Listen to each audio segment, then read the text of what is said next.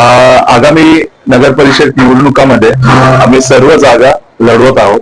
नगर परिषद साठी पण आम्ही आमचा उमेदवार देत आहे.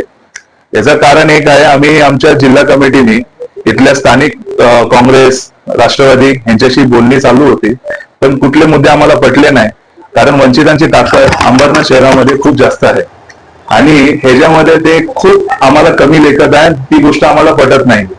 वंचिताच्या ताकदमुळे हे निवडून येऊ शकतात, आम्हाला त्यांच्या ताकदीची अशी सहज काही गरज नाही. आणि साहेबाच्या आदेशानुसार बाळासाहेबांच्या की आम्ही कुठल्याही भाजप आणि त्यांच्या मित्र पक्षांबरोबर जात नाही. तर वंचितांची ताकद पूर्णपणे, वंचित बहुजन आघाडीची ताकद पूर्णपणे इथे खूप मोठी आहे.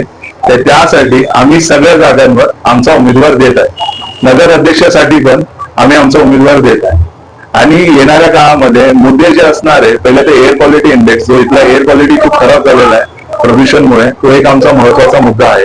दुसरा मुद्दा आहे इथले जे आरोग्य सेवा, इकडे म्हणजे जे हॉस्पिटल्स वगैरे गव्हर्नमेंट हॉस्पिटल इथे असलं पाहिजे होतं. एवढा मोठी सिटी आहे, एवढी मोठी लोकसंख्या आहे, ते सुद्धा अवेलेबल नाही. आणि बरेचसे मुद्दे आहेत जे आम्हाला ह्याच्यावरती मांडणं आहे, जे आमच्या पक्षाच्या ह्याच्यावरती असेल.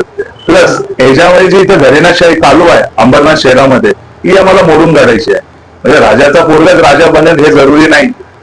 तर हेच आम्हाला लोकांना सांगायचं आहे आणि येणाऱ्या काळामध्ये वंचितची ताकद इथल्या प्रस्थापित नेत्यांना दाखवून